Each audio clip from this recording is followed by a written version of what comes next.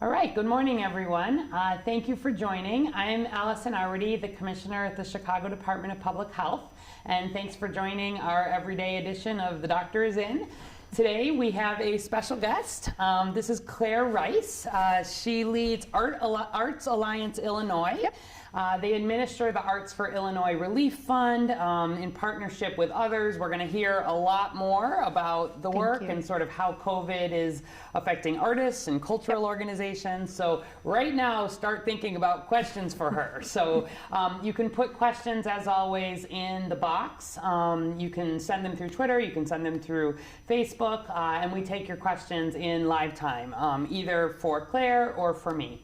So first, just thanks for being here. Thank you so much for having me. I think I'll go ahead and do just some of the numbers update, and then we'll come back. That sounds great. All right, so as always, chicago.gov/coronavirus is where you can find the most up-to-date information related to everything for COVID-19 in Chicago. Right up at the top, there is a latest data tab, and that latest data tab also gets updated every day, sometimes multiple times a day. That's where you can find maps, that's where you can find data, that's where you can find out what's happening with hospital capacity. You can see what's happening with testing. We do that by geography and over time. So I really encourage you to explore that data side if you're interested in some of that piece. And then if you're interested in all of the other work that the city is doing, also check out the rest. So very high level, here in Chicago, we are at 15,399 lab confirmed cases of COVID-19, as well as 661 deaths among Chicago residents. And that, about 15,000, is among 36,934 in Illinois, and our 661 deaths are among 1,688 in Illinois. I will note that yesterday we actually had an increase of 993 cases in Chicago residents, as well as 34 deaths. And that's a pretty big jump for us in one day. The biggest reason for that jump is because we are doing more testing, and especially we are doing a lot more testing in some of what we call our congregate settings. So we've been working with the state, we've been working with some of our clinical partners, going and doing, for example, widespread testing across a whole long-term care facility or nursing home type setting. You've heard me talk about, we've been doing much more widespread testing in our homeless shelters. We've been in conjunction with Cook County and the folks there and the CDC doing a lot more testing at the jail, for example. And so we are definitely identifying more cases here. The good news is that we are actually identifying a good number of people who are asymptomatic, right? Who have been infected, but actually are not sick with COVID-19. And so that really poses sort of an interesting set of questions, especially in these congregate settings. We want to make sure that we can limit the spread. And so we, for example, in the homeless shelters, that's where we move residents. We've got separate shelters that are designed for people who are not sick, but who currently have a test that shows they're positive for COVID. We obviously have the hotels that we've been using for people if we're waiting for test results or they're symptomatic.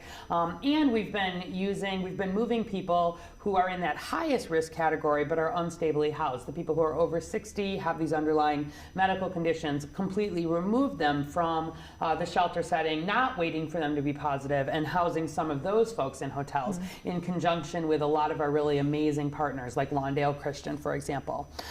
So in the same way at the long-term care facilities, obviously if people are ill, we want to move really quickly to make sure that those older people especially are, going to an acute care hospital if they need to. We're not waiting for them to get really sick. We've worked to make sure that personal protective equipment is out. The health department's been working with all of the long-term care facilities across the city to make sure that there's good infection control practices. We're thinking about, what kind of monitoring is happening with staff and testing and moving people even within those facilities to try to have sections to have less spread. They're a major concern. They've been a major focus from the beginning. Even if you look around the world, a lot of these settings where seniors sort of live together, and especially where they need more of this hands-on care, they're definitely a concern. And you think about, again, where here in Chicago, almost, of our 661 deaths, 398 of them have been among people over 70. That's 60% of the deaths, although only 8% of the population is over 70. So one of our most vulnerable populations for sure. If you've got other questions about that, feel free to put it in. We'll talk some more about it. But I want you to know that where we're seeing some of these increases in cases, some of that comes from the increased testing, especially in the high-risk settings. If you look at our testing overall, we're up to over 51,000, almost 52,000 Chicago residents that have been tested. And our 7-day average, we don't like to just use 1-day average for testing because we know there's less testing that happens on the weekends, for example. If you've seen how our daily numbers go up and down, you might have noticed that yourself. So our 7-day average is at 1,948 individuals tested per day. So we're making progress. Every single day we're moving up on that. Still not fully where we need to be, but we're every day seeing more of this. We're pushing to get more into especially the outpatient clinical settings, partnering with the inpatient settings, thinking about how to make it more available for everybody, first responders, healthcare workers, et cetera. So some good progress there. Overall, our cumulative percent positivity, which means of all the people who get tested for COVID, what percent of them are positive, is at about 30% here. So about 70% of our COVID tests right now are negative for COVID, and about 30% are positive. We know there are a lot of people who have COVID-19 who have not been tested, especially where we think about that asymptomatic group. So as we're making we're looking at our curve and we're watching our projections, we definitely don't just count the number of cases. We look at the people who are hospitalized, we look at the people in the ICU, we look at our deaths, and if we need to, we help adjust those numbers and our decision making to account for increased testing. So let's look just real quickly at the graphs at the top that we look at most days. So first of all, this first graph really, again, it's what we call our epi curve. It's our number of positive cases just per day. And as always, those ones on the right, they don't always reflect pending test if it's taking a day or 2 or 3 for test results to come back in. You can see actually how that data kind of undulates. It moves up and down in waves, and if you count, there's about 7 days in between those because we actually see less testing done on the weekend. So that's where it's important to kind of look over time. And then if we look at our second graph, which is just our confirmed cumulative cases, though we've seen flattening of the curve, obviously that is still on the upswing. And of course, the governor extended the stay-at-home order yesterday. So lots of conversation, obviously, about that. We certainly agreed with that decision here in Chicago. We are not quite at the peak yet. We're seeing flattening, but we are not ready to be releasing those stay-in-place orders, even at the same time as we're wanting to limit the economic impact, we're wanting to limit the social impact. Please know that we are using data, we are using modeling, we're doing a lot of thinking. The mayor announced yesterday the recovery task force, all about what this will look like. And we absolutely are planning to be making these releases as soon as it is possible to do that safely in a way that continues to protect our most vulnerable residents, does not run the risk of a second wave that would potentially overwhelm our health system, like we talked about yesterday, and that really gets us back toward what we are all looking to be, but we need to do that in a way that is safe. So I'm sure people will probably have questions. So check out online if you have interest. But let's turn and talk a little bit with Claire Rice, who leads Arts Alliance Illinois. So thanks again for being on. So honored to be here. Yeah. Please, tell us a little bit about Arts Alliance Illinois during normal times, and then what you've been doing, like everybody else, to really change during the time of COVID. Absolutely. So Arts Alliance Illinois champions arts supportive policies and resources on behalf of its members and of course, on behalf of all Illinois residents. So we're a membership organization, we're a policy organization, an advocacy organization, and a service organization. We bring the field together for education. We advocate for the role of arts in Illinois communities, and remind people how essential Yes. arts and culture is. More now than ever, probably. Now more than ever. So, this has not been a huge pivot for us in terms of our work, although the focus obviously has changed dramatically to this particular crisis. This industry has been devastated, kind of among the first to go in terms of over 500 events closing right away, and that phased impact, especially in the performing arts, happened right out front. And it's also an industry that has is predominantly or very heavily reliant on contract and part-time work. Right. The folks in the gig economy who are also working in the restaurant industry or in transportation, Uber, Lyft, et cetera, or as domestic workers, childcare, et cetera. So it's been really hard on this sector. So one of the things we wanted to do was to help get cash into the field immediately. And so we helped to develop this infrastructure to do that, which is the Arts for Illinois website and relief fund. Okay, and tell us some more about that. Of course, So we're really excited about what we've been able to do. We were able to raise $5 million just in the first couple of weeks to benefit artists, individual artists and creatives, as well as cultural organizations that have been impacted statewide by the crisis. So it's really got two parts. The relief fund itself, which you've seen lots of those in many industries across, but we're also wanting to remind folks how valuable the arts and creativity and culture is, particularly in this moment when we're staying home to save lives. Right. So we created a new platform called artsforillinois.org, where people can share and enjoy arts, culture, and creativity across the range of the state. So it's a really beautiful cross-section of the entire creative community, and it's all available for free. You can submit, you can enjoy, and then of course you can donate to the fund or apply for funds there as well, kind of a one-stop shopping site. All right, perfect. All right. Already we've got some questions. So put in questions related to this. So who can get a grant? So there are two pieces to the fund. One is for creatives, both the on-stage folks that you might think about are individual artists, but also the creatives who are wig makers, backstage, improv artists, wedding singers. We've had a tattoo artist apply. I think we're trying to be broad about the range of creativity that is eligible for the individual creative artist grants. And then on the organization side, again, a wide range, and we're really trying to cover the whole sector, where the organizational grants will cover more the administrative folks and the back of house people, and then the artist grants will cover the individuals. Got it. Again, cover is a loose word because the need is so vast. Right. But, I understand. There was overwhelming demand, right? Like just like we've seen with the small business fund.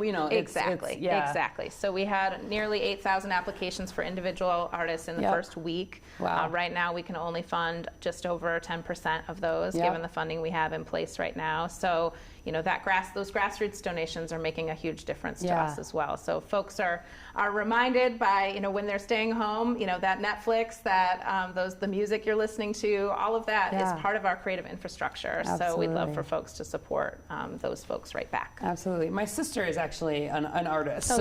She's an opera singer, and amazing.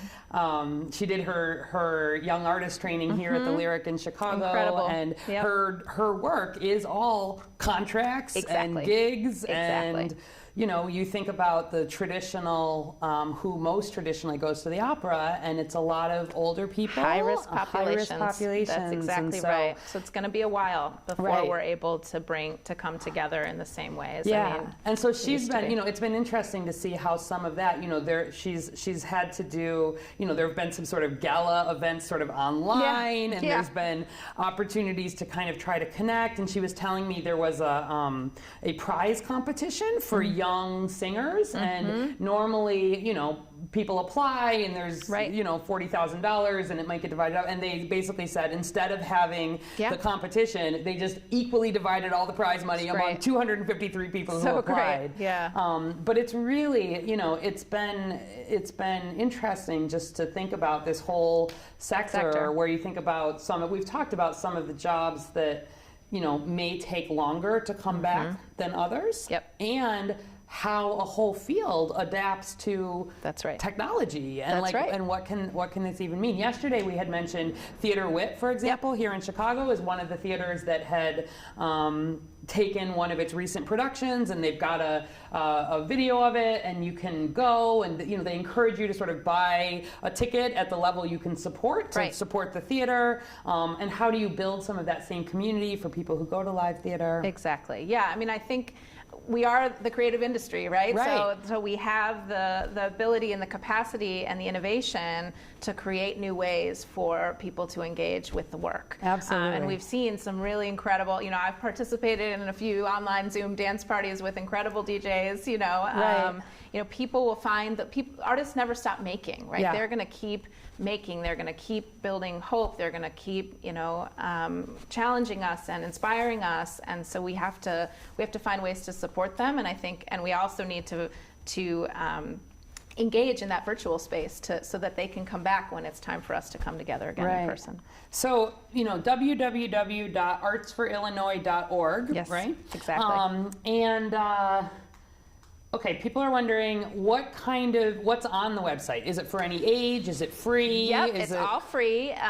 It is for any age. There's a lot of kids programming that I've been using with my toddlers in the down times. And it's all organized kind of by genre. And there are also spotlights on live events that are online events that are time specific, like the one we're doing now. Yeah. So we highlight those for folks so that they can put them on their calendars, just like they would going to a show or going to a gallery. So can an artist say, I want to be on your website? Absolutely. So there is a submission process there as well on the site for folks to submit work. It's a pretty easy form, simple.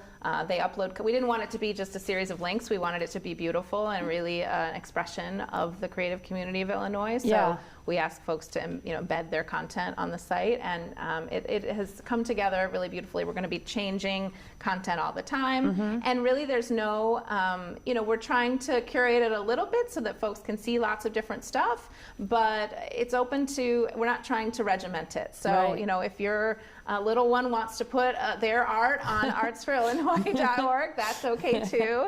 And I think, we're really showcasing the breadth of Illinois' creativity right now. Right. Okay. Yeah, it's fun. And what do you think? You mentioned briefly the sort of the spirit of the creative sector. Yeah.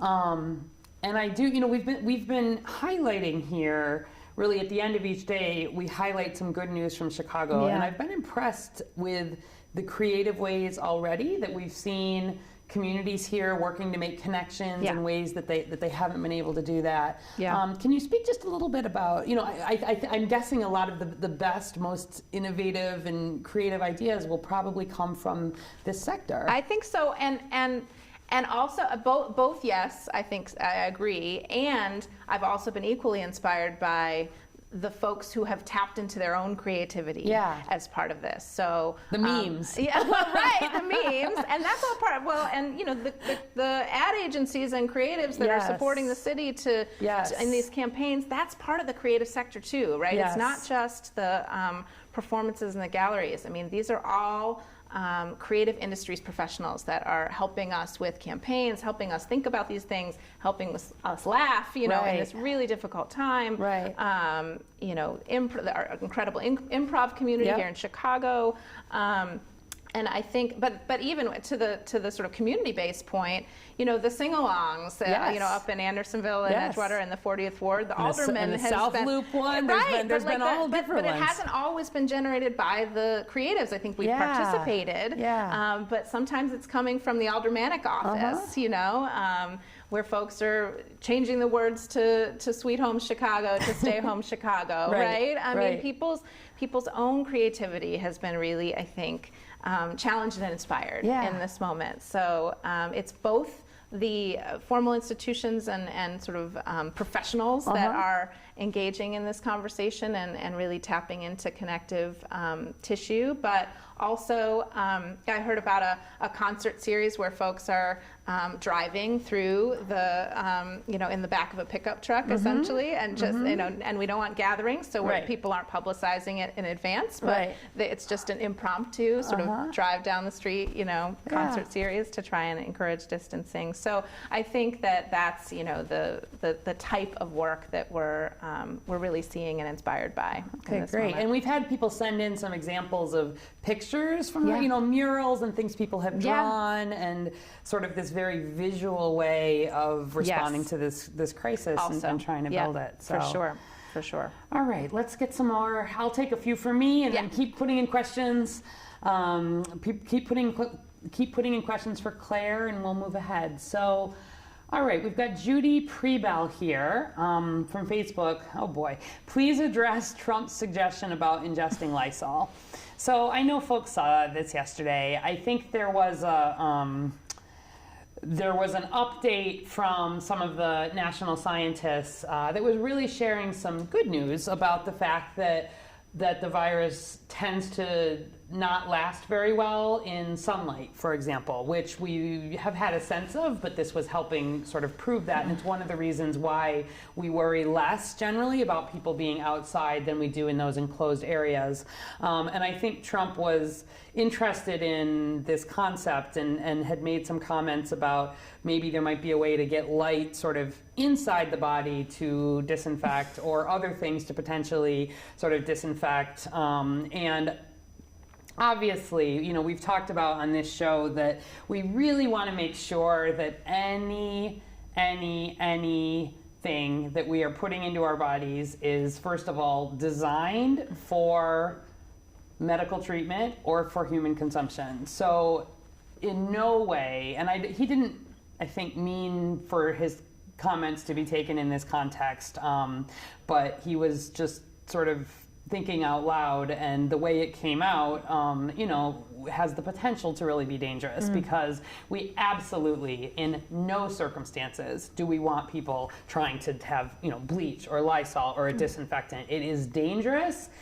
When people we occasionally will see people actually think that this is a good idea, and if you try to drink bleach or disinfectant or put your body in it, like, it does major damage to your to your insides, and can cause death, in fact, like, fairly quickly. So as we've said, no indication for ever putting household chemicals or disinfectants on your body, in your body. It does nothing to clean your body. It does nothing to help prevent COVID. It does nothing to treat COVID.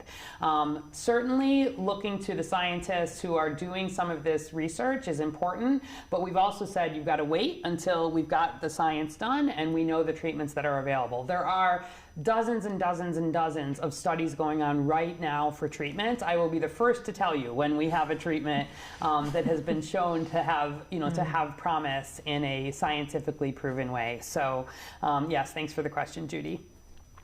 All right. Margaret Bocher on Facebook. How many times can I use disposable masks from a hospital? Can I wash it? What about homemade face covers, wash after use? So the disposable face masks, meaning the paper ones, those are not really designed for reuse. You can't really wash those.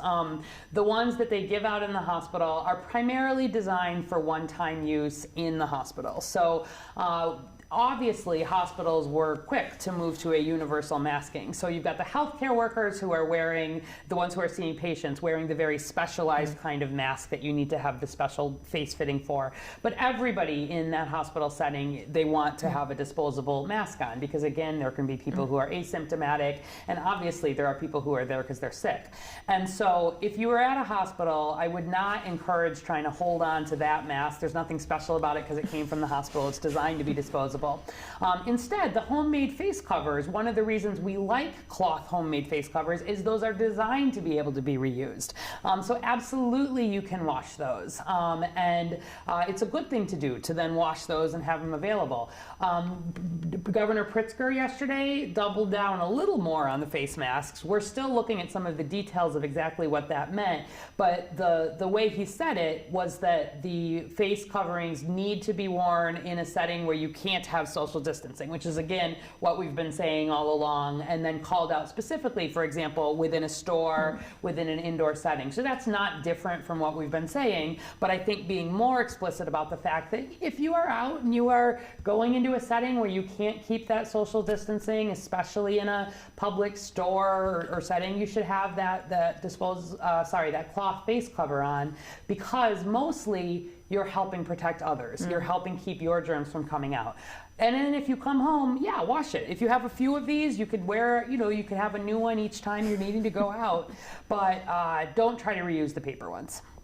Good question. Okay. All right, here's one for you. Okay. Are there ways in which your artists are helping frontline workers?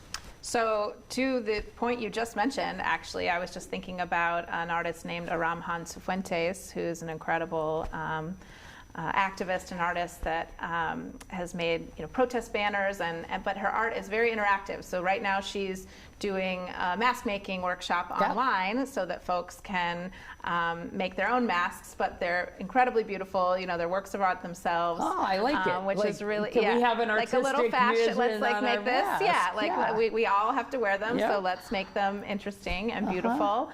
And I think that information will be on the site if it's not already shortly. And then I think artists can and should be and are a part of the response to this crisis.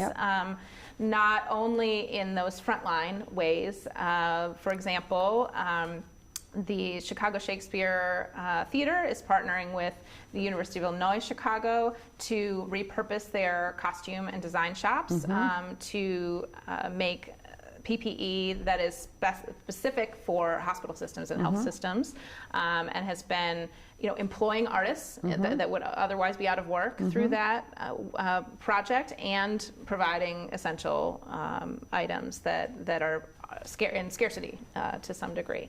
So I think that's a great example of the types of work that artists are doing for those frontline responders. I think there's a sort of bigger, broader conversation.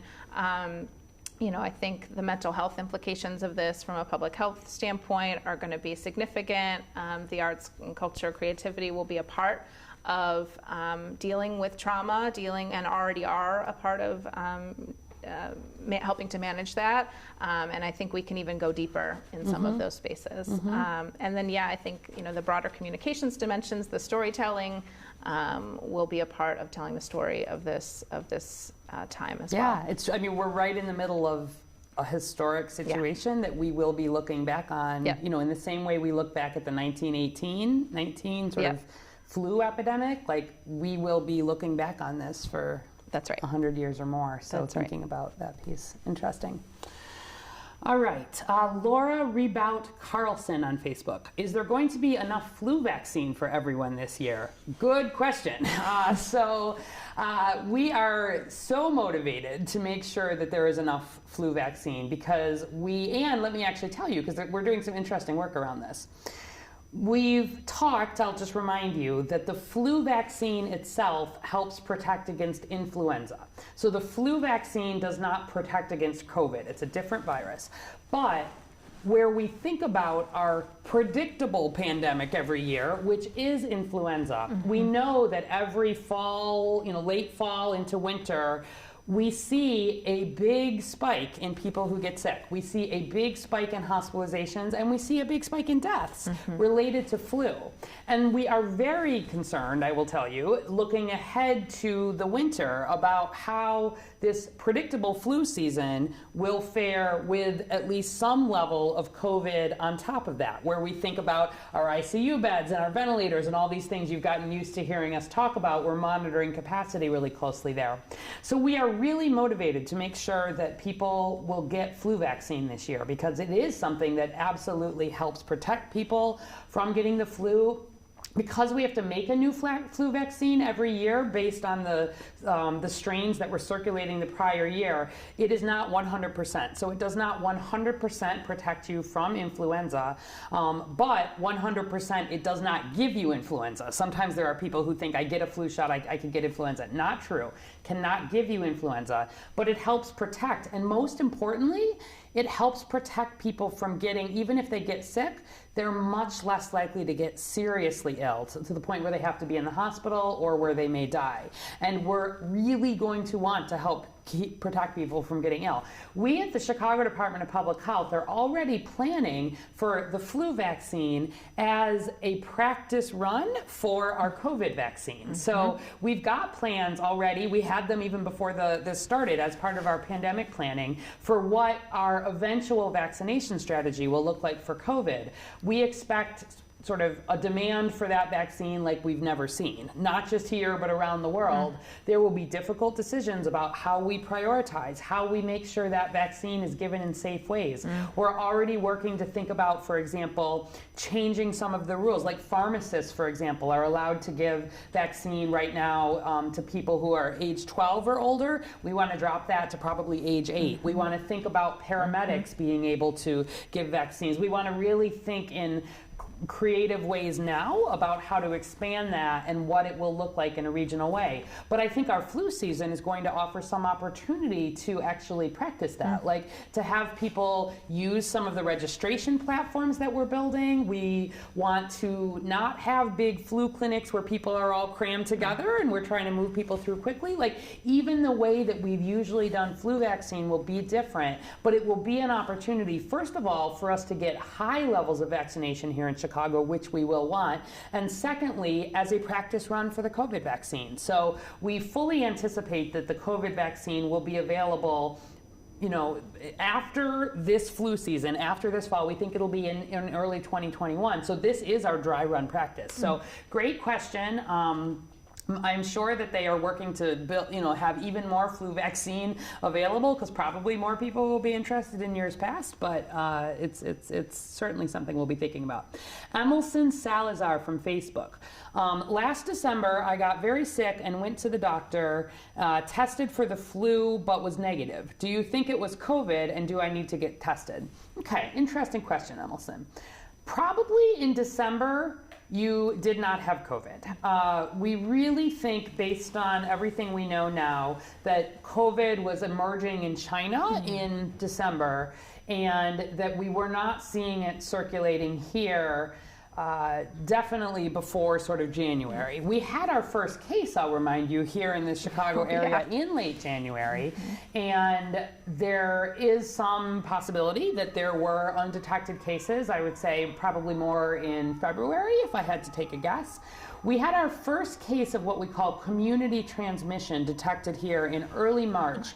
When you find community transmission, it means you find it in somebody who was not known to be a traveler, was not known to be a contact of a case. We had been doing some what's called sentinel surveillance, where we were doing, in a small way, testing people who were coming to the emergency department with flu-like symptoms and testing negative, just like you. We were testing a sample of those people for COVID and had not identified it just in at least the week or two leading up to when we started to see it in the community. But once you start detecting it, even one case of this community spread tells us there's at least 100 other cases out there that are undetected. And so I am sure that there were people here in probably mid to late February, early March, who probably had COVID and did not know that. The good thing is that whether you had COVID or not, I don't think you had it in December, but let's say this was a question about February. Eventually, when again we have this antibody test more widely available, that will answer that question. That will be an opportunity to get a blood draw or get a blood stick and say, was I previously exposed to COVID, and do I probably have some degree of immunity? Although it's not going to be 100%, we don't think, and we don't know how long it's going to last. Still a lot of questions there. So you will have the opportunity soon, I would say, within weeks to just a few months, to get that question answered either way. So another good question. Let's see if we've got another good one. Oh, okay. How has coronavirus changed your life? Well, I go to a lot less stuff. Yes, so do I. I see my theater tickets. Exactly, they're just and I'm they're like, all I was gone. supposed to go to this, and it's still on my theater. It's still on my calendar. It's still on my calendar. Yeah, same. A lot fewer fundraisers, which Yes. you know is both has its Yes. benefits and drawbacks. And then a lot more time with the kids. Which is both. This is probably the busiest time of my professional career. Yeah. I'm sure you probably yes, feel the same way. I would generally agree. And so that balance, my husband has been an incredible partner to me in this and really supporting the arts through his pulling probably more than his fair share of the weight at home. But we're really trying to balance, the work and the sustainability of the sector with taking care of our family. Yeah. And there's some really beautiful things about that too. My 15-month-old just learned how to walk during the quarantine, so I got to see the daily progress of that, which was really special, and lots of special time with both our sons. Yeah. So that's been really, really amazing. But hard. Yeah, for everyone. Definitely. Thanks for the question. I like to ask guests that, and I had not yet, so very, very good. All right. Let's get one more here. Faith State on Facebook. Are people retested after they were positive? So I'm guessing that is another question about this antibody idea. So after people are positive, meaning if they were positive in terms of they had a diagnostic test, so that's that PCR test, that's a nose test right now that's looking for the actual presence of virus. That lets us know that you had virus right at that moment. And down the line, in the same way, an antibody test will let us know, did you have that immune response? What did that look like? And there absolutely are going to be sort of what we call serial studies, where we will monitor people over time to look for antibodies. In the same way that the vaccine trials are done, where you give the vaccine and then you actually follow people who get the vaccine in the trial to see what is their immune response like. Obviously, you want to make sure they didn't have any negative side effects or any problems with it, but also how good was their immune response? How long did it last? Those that work with the vaccine will also be happening in an organized way with people who have been exposed or not exposed. So you'll remember that last week we gave the address of the NIH's, the National Institutes of Health, like our top research institute here in the country, has started an antibody study where you can be part of it. You can email in and say, I am interested in submitting blood to this antibody study. And the idea is that they'll be doing a quick survey. It's not for people who have been diagnosed with COVID. It's for people who have not been diagnosed with for COVID, but maybe they had symptoms, maybe they didn't. And they'll be doing a series of these across the US to look for these antibodies. And there will be similar work happening locally here and around the state. So not a need for you to get a follow-up test, if that was the question. If you had a test and you were diagnosed and you've been at least your 7 days plus your 3 days without symptoms, you're good to go. You don't need to go get another test. But down the line, you'll be, some of that antibody type testing that will be more widely available will be appropriate for you. Okay. Jenny Schmidt on Facebook. What is your testing strategy for long-term care facilities? So great, that's off what I was talking about right at the beginning. So first and foremost, always we want to test anybody who has symptoms, right? Like that is our top goal. Especially if we've talked about this a lot, but on the website, that anyone who's over 60 or has underlying conditions, absolutely, we want them connected quickly to a medical provider. And if they've got something that might be suggestive of COVID, we really want to get them tested. And that's doubly true if they live in a congregate setting like long-term care. So we've been working with the long-term care facilities to make sure they have the ability for anybody who has had symptoms to quickly get evaluated, to not wait to transfer people. We don't want to wait for people who may have breathing problems to develop. And to make sure they get tested. But now that there is more testing capability, like I was saying up front, we've been able to get some more widespread testing that's available where you can really start doing some of this universal universal testing. You want to test everybody in the long-term care facility, both the staff and the residents. And you have to do that with a grain of salt, because as always, there are false negatives, there are false positives, but especially false negatives. There could be people who have been exposed, maybe even infected, but have not yet developed enough symptoms, have not yet developed a high enough level of virus. So it's not 100%, it's a point in time. But this is where some of this is being done in conjunction with the state. Obviously, in the settings where we've had outbreaks, there's been more testing, but there's been started to be some more testing in some of the ones that there hasn't necessarily been cases. And even in those settings, we're often identifying asymptomatic people. So they're, like everywhere, as testing grows, we're really prioritizing it, learning more about what the virus looks like, and doing everything we can to protect vulnerable residents. On Monday, actually, we're going to have, as the guest for Facebook Live here, I'm bringing in Dr. Stephanie Black, who works at the Chicago Department of Public Health. She's an amazing infectious disease doctor, and she's leading our strategy for long-term care facilities. So we'll have more opportunity to talk about that then. All right, I think we are just about actually at time, and we definitely want to have some good news at the end here. Do you have some good news you want to share? And, and thank you again, really, so much for coming on and giving this perspective. No, thank you, Dr. Arwady. I mean, I will say that I've met a lot of incredible artists in my life, but I was like more excited to come here and meet you. I mean, truly, it's been such your work, all of your work at the department has been, and your entire staff and entire team. Just it's truly on behalf of the arts community, we want to thank you for everything you're doing. So first that, and then in terms of good news, I mean, I think we've mentioned a couple of incredible stories already today, but we've also been promoting a hashtag through our social media at the Alliance and through the fund called Arts Give Back. And it's just been really incredible, the amount of generosity of spirit of our individual artists who've put out albums and given a percentage to the fund, who've sold their print works or photography and given a percentage to the fund. There was a photographer the other day that said, if you book a portrait session with me, you can give 10% of this money to anybody you want. I'll just write a check to anyone you want in this moment, because it feels like that sort of paying it forward thing. So the spirit and generosity of the sector has just been really overwhelming. And even individual cultural organizations who are struggling and who are worried about their own survival are incredibly supportive of these collective action efforts. So that's just been, that's my good news for the day, is the spirit of generosity that accompanies the creative sector. Yeah, I love it. So hashtag Arts Give Back. You'll see it out there. People are doing incredible stuff. Perfect, I love it. And we've got a good one that someone sent that's arts related, that's Second City. So great. Apparently you can watch some of the Second City's performers doing improv in comedy. They are streaming live from their bunkers to yours. You can go to secondcity.com. Apparently there are 3 different shows there. You can register for a Zoom link, and you can watch live improv shows for free.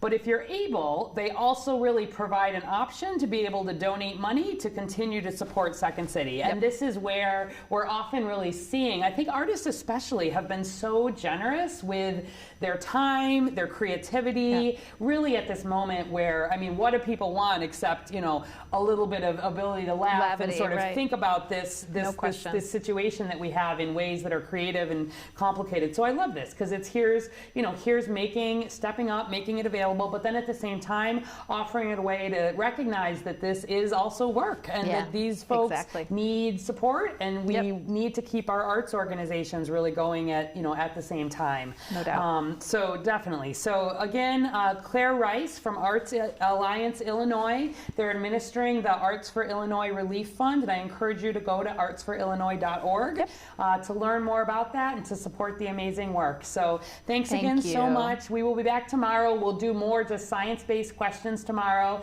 In the meantime, now more than ever, please stay home and save lives. That's right.